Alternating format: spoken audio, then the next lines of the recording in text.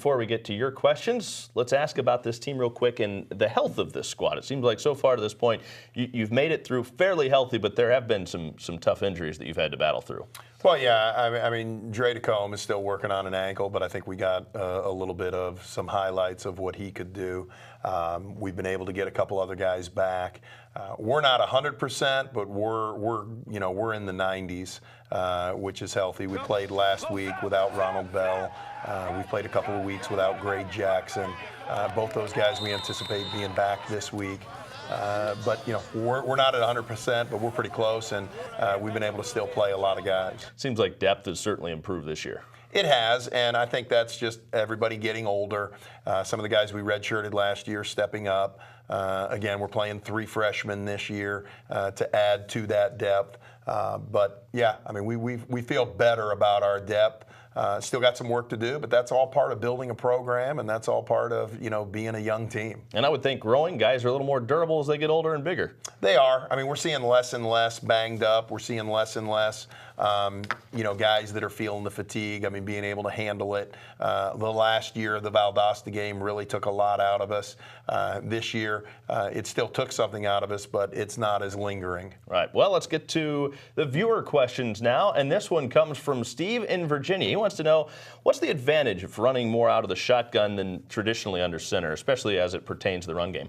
Well, the run game, it allows the quarterback to do some zone read, and it really gives you a double option. And with us, we run a lot of bubbles out to the field and to the boundary, so it really gives you a triple option look without running the triple option. So in the run game, that's helpful. In the passing game, it just allows the quarterback to be able to look over the defense from a different perspective. And really back in the day when they went to it, the Cowboys and the Jets way back in the early 70s or late 60s, early 70s, they did it to give the quarterback a little more view of the defense and what's taking place. And we stay in it because now it's just one less thing that you've got to spend time working on. If you're going to go under center, you got to work on that. If you're going to go in shotgun, you got to work on that.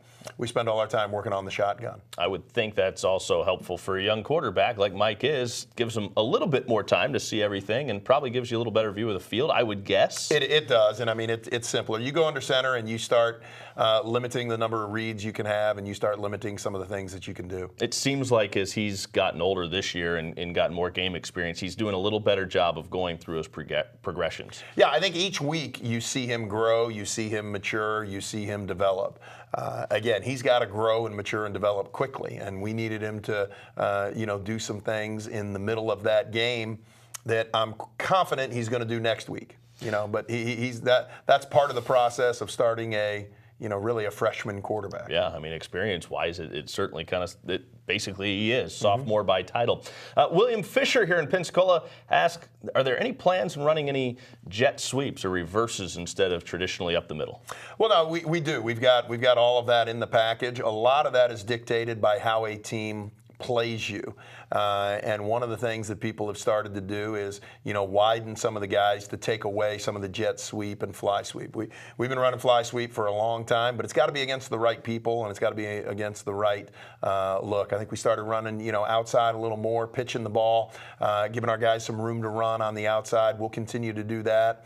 But the fly sweep, jet sweep, reverses, those are really, dependent on your opponent, and we just haven't seen the look that we need in order for those to be consistent in our offense. Based on what you've seen out of Florida Tech so far on tape, what do they kind of allow for you guys offensively without giving away, obviously, too much? Well, no, they're a stingy defense. I mean, I think they're giving up 110 yards passing. They haven't given up many points. They're just stingy. And we saw the same thing last year, and we were able to erupt a little bit. But, I mean, this year, they are, like I said, they got a former D1 head coach as their coordinator. Rick does a great job of getting those guys in the right place. This one comes from Tommy in the seat next to you. He wants to know if you had a great time on the show today. Oh, what a wonderful time, huh? Holy cow. Get to spend time with you, answer questions. It doesn't get any better than that, right? No. How else would I rather spend my time?